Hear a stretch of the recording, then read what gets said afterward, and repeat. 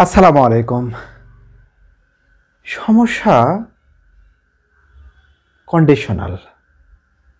আমরা প্রায়ই এই কন্ডিশনাল নিয়ে বিভ্রাটে পড়ি, সমস্যায় ফেস করি, সমাধান করতে পারি না, না কমপ্লিটিং সেন্টেন্সেস কিংবা রাইট ফর্মস অফ ভার্বস বা যে কোনো ক্ষেত্রেই এই কন্ডিশনাল নিয়ে আমরা বেশ সমস্যার বোঝা আমরা মাথায় নিয়ে রয়েছি। সেই কন্ডিশনালেরই সমস্যার সমাধান আরও একবার সাথেই থাকবো। ভালো লাগলে ফলো করি, সাবস্ক্রাইব করি, লাইক কমেন্ট শেয়ার করি। ওকে, কন্ডিশনাল আমরা সাধারণত তিনটি পাই। সাধারণত মানে তিনটি বলি, কিন্তু আসলে চারটি। তো প্রথমে হলো জিরো কন্ডিশনাল।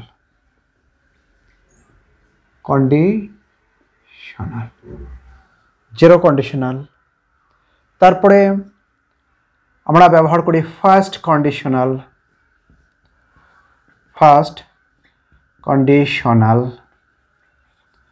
এবং সেকেন্ড কন্ডিশনাল।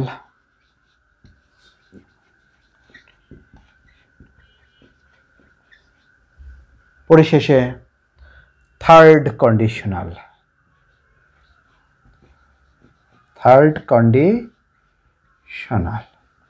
ওকে, তো এটা জিরো কন্ডিশনাল সাধারণত জেনারেল ট্রুথ বোঝায়,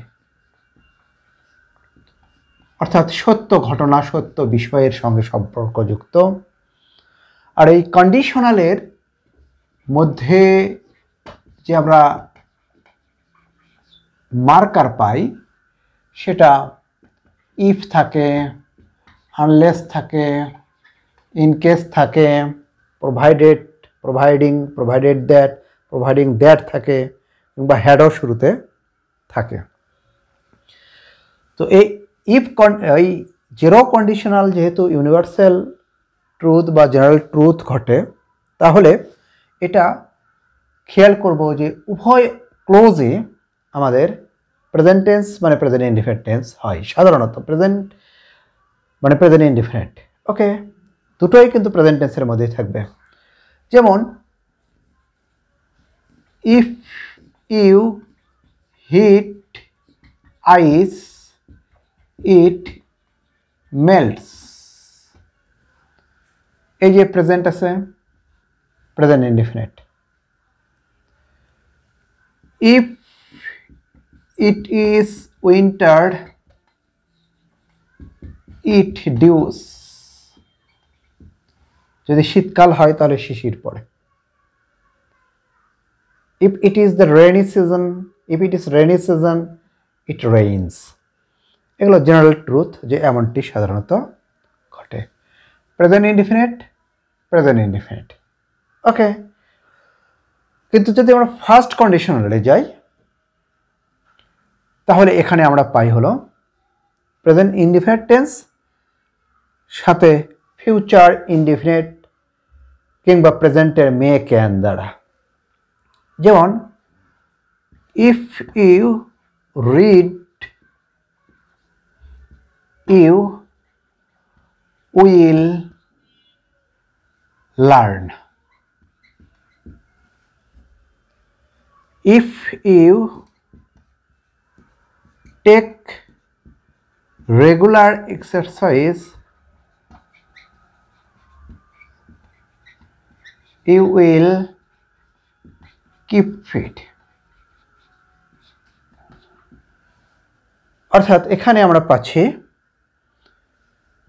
ফিউচার ইনডিফিনিট বা মে ক্যান দ্বারা মডাল। অর্থাৎ বলে রাখি যে ইফ প্লাস প্রেজেন্ট ইনডিফিনিট বা সিম্পল প্রেজেন্ট প্লাস, এটার যদি আমি একবার স্ট্রাকচারটা বলেই দিই তাহলে সাবজেক্ট প্লাস উইল, শ্যাল কিংবা মে, ক্যান প্লাস ভার্ব।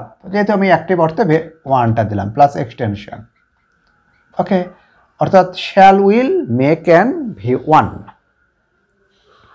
আর এটা আমরা করছি কি if plus present indefinite plus present indefinite.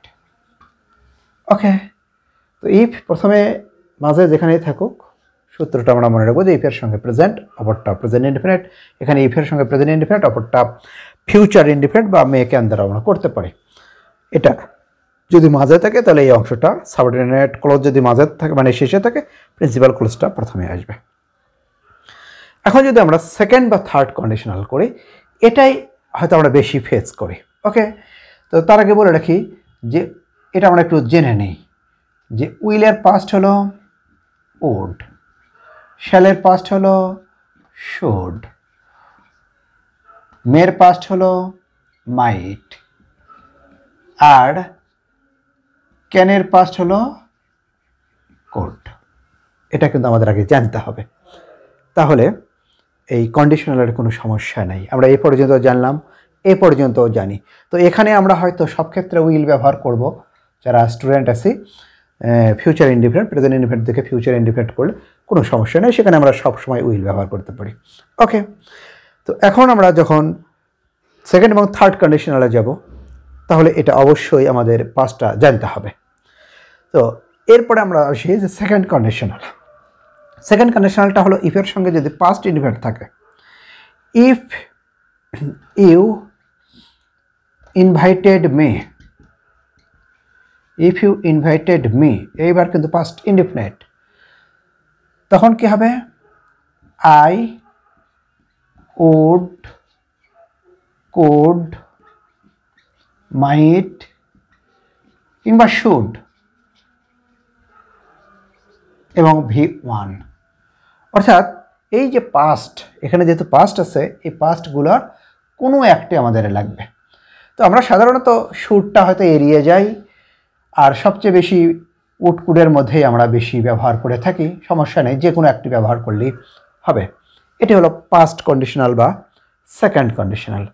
এক্ষেত্রে কিন্তু বি ভার্বে, এই ইফের সঙ্গে পাস্ট ইনডিফিনিটে বি ভার্বে আনরিয়াল পাস্টে সর্বদা ওয়ার হয়। যেমন I would visit you if it were Friday today। আজ যদি শুক্রবার হতো তাহলে আমি তোমার কাছে বেড়াতে যেতাম। তো এখানে উড ভিজিট ব্যবহার করা হলো।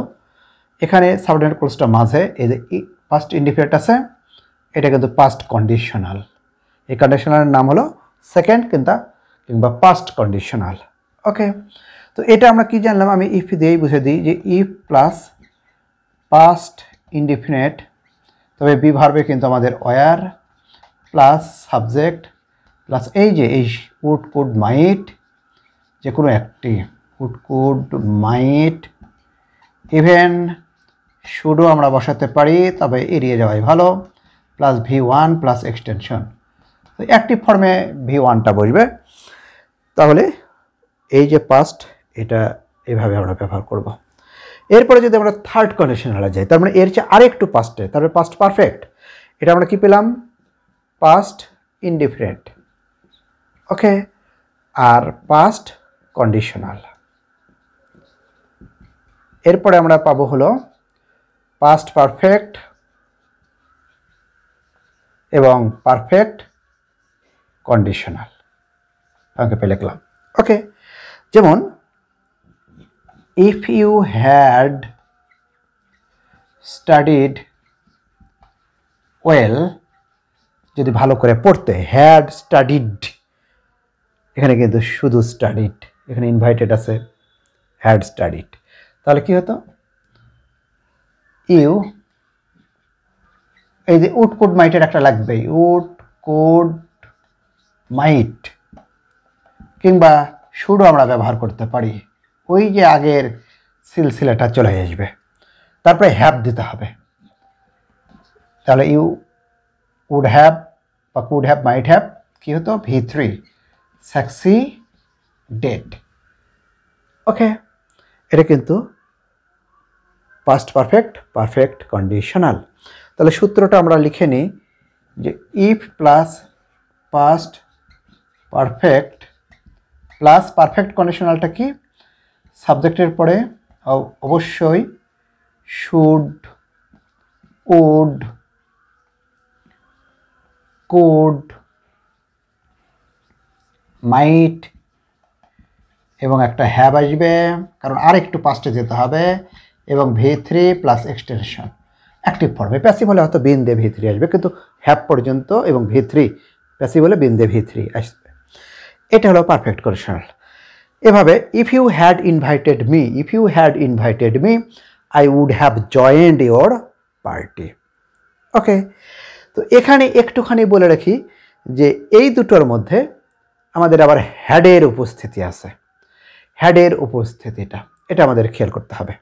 সেটা আমি একবারে এখানেই বুঝে দিই যে হ্যাড যদি প্রথমে থাকে তাহলে সেটা ইফের কাজ করবে, আর হ্যাভ যেহেতু পাস্ট, হয় পাস্ট ইনডিফিনিট টেন্সে প্রিন্সিপাল ভার্ব কিংবা পাস্ট পারফেক্ট টেন্সে সাহায্যকারী ভার্ব।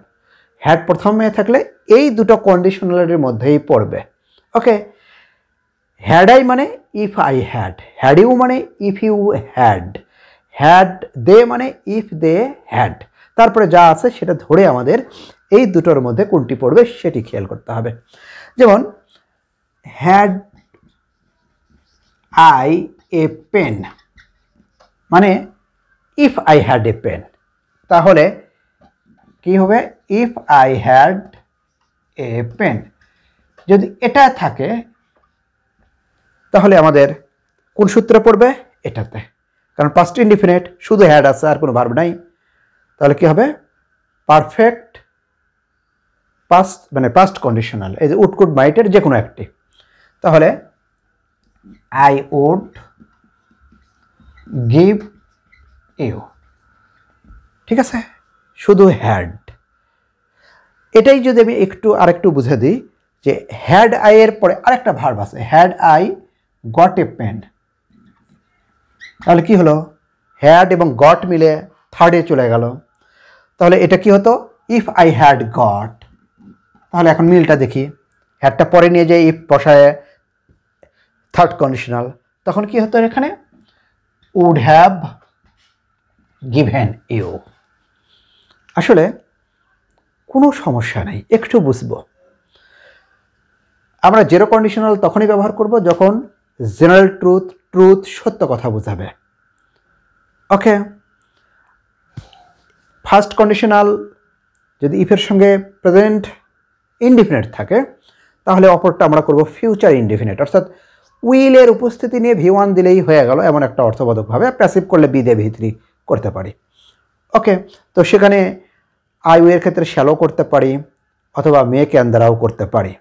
ওকে, ইফের সঙ্গে যদি পাস্ট ইনডিফিনিট টেন্স থাকে V2, আবার বি ভার্বে কিন্তু ওয়ার ব্যবহার করি আর দেখি আর থাকুক, এটা কিন্তু বি ভার্বে ওয়ার ব্যবহার করতে হবে, আনরিয়াল পাস্ট যেটা হবার নয়।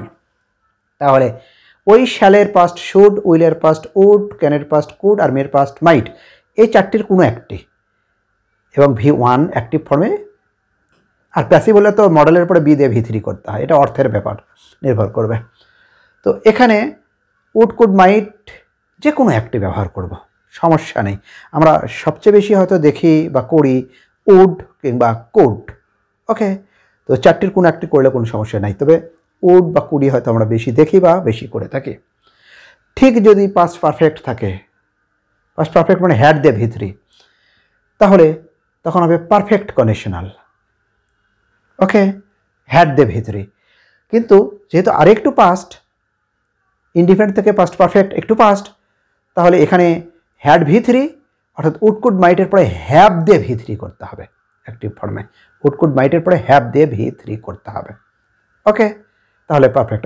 আর একটু পাস্টে চলে গেলাম, মানে এটার সাথে তো অবশ্যই একটু অমিল করতে হবে, কারণ এখানে অমিল থাকে বা এখানে অমিল থাকে, তাহলে এখানে অমিল করতেই হবে, কারণ অবশ্যই একটা ভ্যারাইটি কিন্তু থাকবেই এই দুটোর মধ্যে। একই রকম হলে তো তাহলে এত কন্ডিশনাল কোনো দরকার নেই। ঠিক হ্যাড যদি প্রথমে থাকে, শুধু হ্যাড, ওই অংশে আর কোনো ভার্বের ফাইনাইট ভার্ব নাই, তাহলে সেটা পাস্ট ইনডিফিনিট টেন্সে। Had I got a chance past perfect, তাহলে perfect conditional, I would have gone abroad. Had I a chance, past indefinite, I would go abroad. Okay. Had you been serious to your study, had been past perfect, you would have succeeded in the exam. Okay. Had I money, এটা তাহলে I would help the poor, I would give you, যেটাই করি।